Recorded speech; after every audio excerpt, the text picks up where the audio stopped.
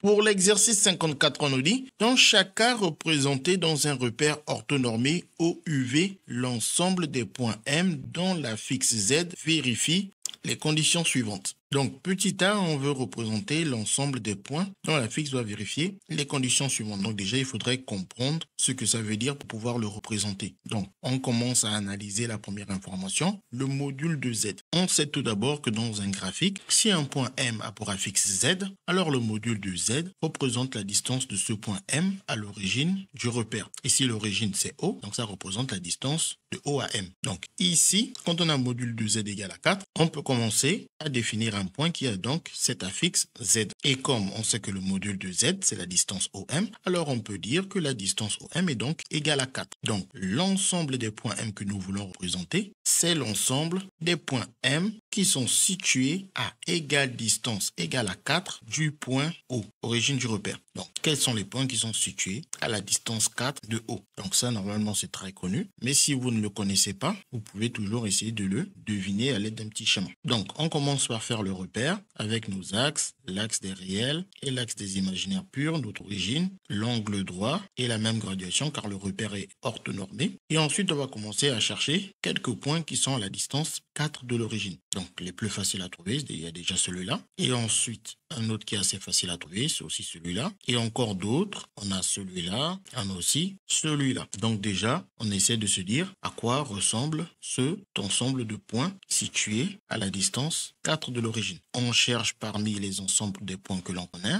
On connaît comme ensemble de points depuis le collège ou le primaire aussi pour certains, les segments, les droites, les cercles, etc. Et là, on peut se dire, ça nous fait plus penser à quoi des points qui sont alignés comme ça. On voit qu'ils tournent autour de O. Ça fait clairement penser à un cercle. Parce que si on mène d'autres points qui sont situés à la distance 4 de O, ils devraient se trouver quelque part par là. Je devrais en avoir quelques-uns par là, quelques-uns par là, quelques-uns par là, quelques-uns par là, quelques-uns par là. On voit bien que ça nous décrit clairement un cercle. Donc cet ensemble de points, c'est clairement un cercle. Donc pour représenter cet ensemble de points, on trace le cercle de centre O et de rayon 4, de préférence au compas et non pas à main levée comme moi. Et bien évidemment, pensez à le préciser, l'ensemble des points M est le cercle de centre O et de rayon 4. Pour la question B maintenant, on nous demande de trouver l'ensemble des points M tel que le module de Z 3 est égal à 2. Quand on voit le module d'une différence comme ça, il faut au moins penser à la formule qui nous dit que le module de la différence ZB moins ZA nous donne la distance entre les points A et B. Comme ça, on essaie de réfléchir déjà avec cette formule. Et on se dit ici, le ZB est remplacé par Z. Donc le point B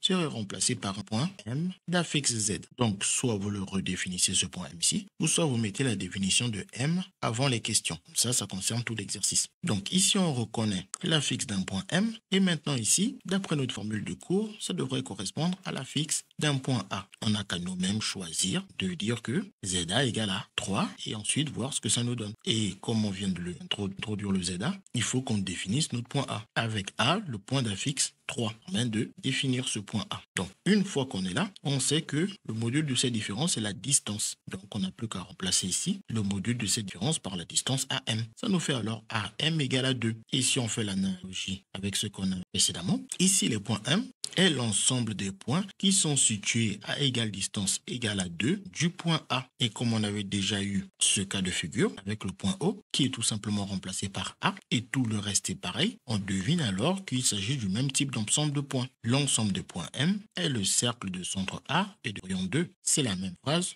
où au lieu d'avoir O, do, A. Et bien évidemment, au lieu d'avoir le rayon 4, on a maintenant le rayon 2 car la distance est égale à 2 tandis qu'elle était égale à 4 dans la question A. Donc, on commence par faire notre repère, on trace l'axe des réels, l'axe des imaginaires purs, on s'assure que les deux axes sont perpendiculaires et que la graduation est la même. Ensuite, il faut placer le point A d'affixe 3. On sait que 3 c'est 3 plus OI, ce qui permet de dire que le point A il est donc aux coordonnées 3, 0. On cherche alors le point de coordonnées 3, 0. Comme 3 est un réel, ce point se trouve sur l'axe des réels. Et ensuite, on sait qu'on cherche les points qui sont situés à la distance 2 de ce point A. Donc ici, on a 3, un point situé à la distance 2, c'est déjà celui-là. En 5, un autre point situé à la distance 2, c'est celui-ci, un autre ici et un autre là. Et bien évidemment, vous pouvez directement tracer le cercle de centre A et de rayon 2. Mais bien évidemment, placer les points un à un, ça vous permet de vous rappeler qu'il s'agit d'un cercle de centre A et de rayon 2 si vous n'avez pas écrit cette phrase avant. CQFD, ce qu'il fallait découvrir.